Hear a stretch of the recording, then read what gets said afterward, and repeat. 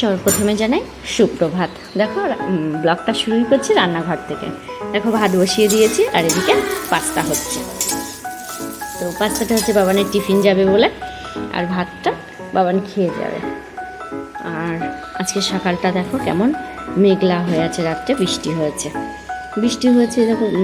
উঠোনটা ভেজাও রয়েছে, রাস্তাটা ভেজা ভেজা রয়েছে, মাঠঘাট পুরো সবুজ হয়ে গেছে। তবে আমাদের এখানে কিন্তু সেই ঝড় হয়ে যাওয়ার পরে আজ পর্যন্ত কোনো দিন বৃষ্টি হয়েছিল না।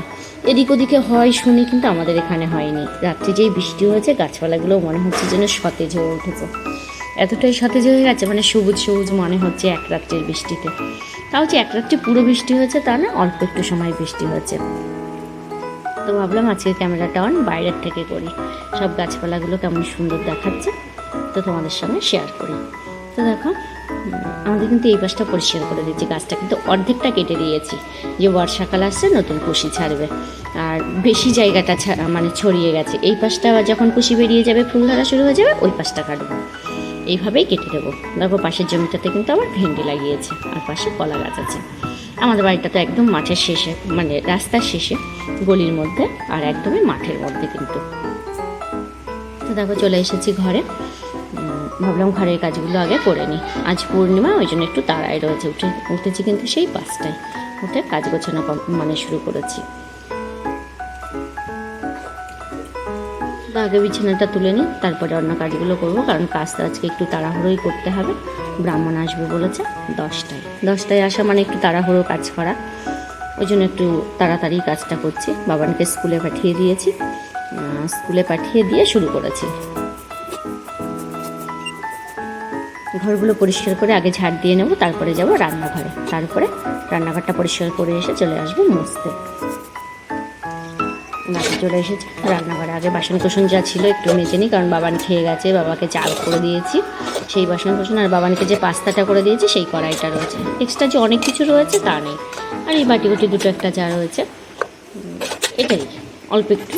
আর রান্নাঘরটা মুছে নেব, ওভেন টোভেন সব কিছু একটু মুছে নেবো, কারণ আমি যখনই রান্না করি তখনই তো মুছে নিই। তোমরা এটা সবাই জানো যে আমি কিছু ফেলে রাখি না, কারণ ফেলে রাখলেই ওটা জমে যাবে, তখন একবারে অনেক বেশি হয়ে যাবে। আর আমি কী করি, যখনই মানে রান্নাঘরে কাজ করি না কেন, সঙ্গে সঙ্গে সেই কাজগুলো কমপ্লিট করে ফেলি, তাহলে আমার বেশি এক্সট্রা কাজ করতে হবে না। এটা আমি এইভাবেই করি। এবার অনেককেই আমি দেখেছি, যেহেতু অনেকেরই তো ব্লগ দেখি আমি, অনেককেই দেখেছি যখন যেটুকু করে সেইটুকু পরিষ্কার করেই রেখে দেয়। আমিও চেষ্টা করি সবসময় পরিষ্কার করেই রাখতে।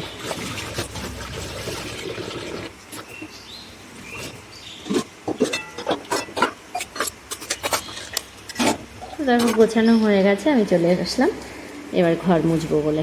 ঘরগুলো একটু তাড়াতাড়ি মুছে নিই, মুছে স্নানে চলে যাব, কারণ স্নান করে এসে আবার আমি পুজোর ঘরের কাছে পুজোর জোগাড় করব।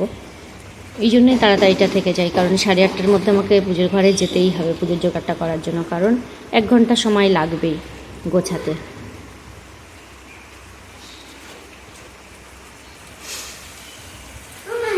বলো, দিচ্ছি দাঁড়াও।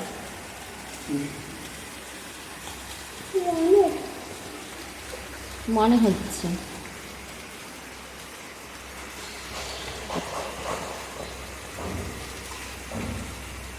এরকম হাতের লেগে তো ওয়ানেই থাকতো না। হ্যাঁ মনে হচ্ছে তো 1-এর বই সুন্দর করে লিখবে। দাঁড়াও 1 মিনিট দেখে নিই, সিগনেচারটা দেখলেই আমি বুঝতে পারবো। তো এখন কিন্তু 18। হ্যাঁ বোঝা যাচ্ছে না, 6-11। হ্যাঁ হ্যাঁ ঠিক আছে, এটা 1-এর বই, নিয়ে যাও। এই দেখো ওয়ানের। হ্যাঁ হ্যাঁ হ্যাঁ, ওটা শুধু বাবা খাবে আর কেউ না। মা উঠে করেছে, আমি করেছি, আর ওই জন্য কিছু রান্না হয়নি।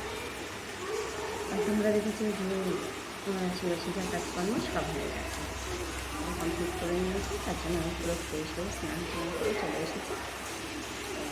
এবার পুজোর ঘরে তো জানি শনিবারে পুজোর ঘরে ঢুকতেই হয়, আর মাথা ঘরে লুচি আর পুজোটা হবে সাথে দিয়ে, আর তার দুটা কিছু হবে না।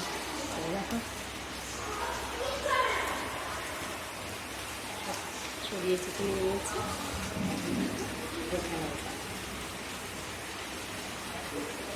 ঠিক আছে, দেখতে ভালো করে দেখবেন, আশা করি খুব ভালো লাগবে। তো দেখো বসে পড়েছি ফল বানাবো বলে। ফলটা বানিয়ে নিয়ে তারপরে অন্য কাজগুলো করবো। ওগুলো ঢুকে রাখছি তারা, নয়তো দেরি হয়ে যাবে যেহেতু।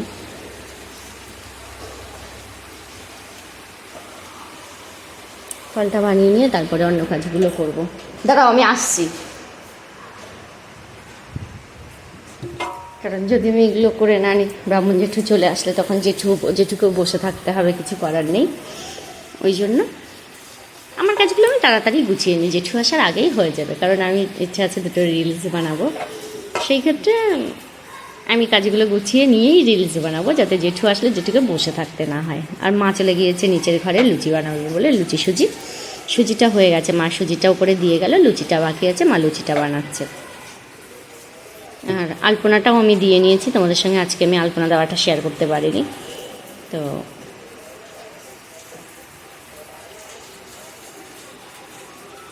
তবে আমার কিন্তু পুজোর জোগাড় করতে খুব ভালোই লাগে। যে মাসে একটা দিন পুজো হয়, তার মধ্যে আমাদের তো বাদও চলে যায়, কারণ হচ্ছে আমাদের অসুস্থ পরে বেশি, আমাদের মানে পুরো ফ্যামিলিটা অনেক বড়, ফ্যামিলি মেম্বার অনেক। এবার সেই ক্ষেত্রে কিছু না কিছু হয়ে গেলেই মানে বাদ হয়ে যায়, 1 মাস না হলে তো পুজো দেওয়া যায় না, সে মরে যাক বা নতুন মানে নিউ ফ্যামিলি মেম্বার আসুক। লুচিটা নিয়ে আসবে, তাইলেই হয়ে যাবে, আর ব্রাহ্মণ জেঠু আসবে।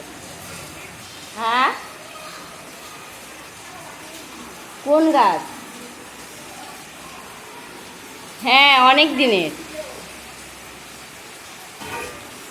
দেখো পুজো করে প্রসাদ টসাদ ওখানে মাখিয়ে দেওয়া কমপ্লিট। এই যে রান্নাঘর, পুজোর পরে কিন্তু রান্না করা হয়েছে, যে খিচুড়ি বেগুনি হবে বলে বেসনটা মাখিয়েছি, আর এই যে বেগুন, এই যে মোচার বড়া কিছুটা হচ্ছে, আর এখানে ঘ্যাট তরকারি। হ্যাঁ, বাড়িতে যেহেতু আছে তোমাদের দাদা, এই ঝামেলাটা কিন্তু আজকে আমার নেই। সকালে রান্নাটা আমি করেছি, কিন্তু এই দুপুরের রান্নাটা কিন্তু পুজোর পরে তোমাদের দাদা করেছে।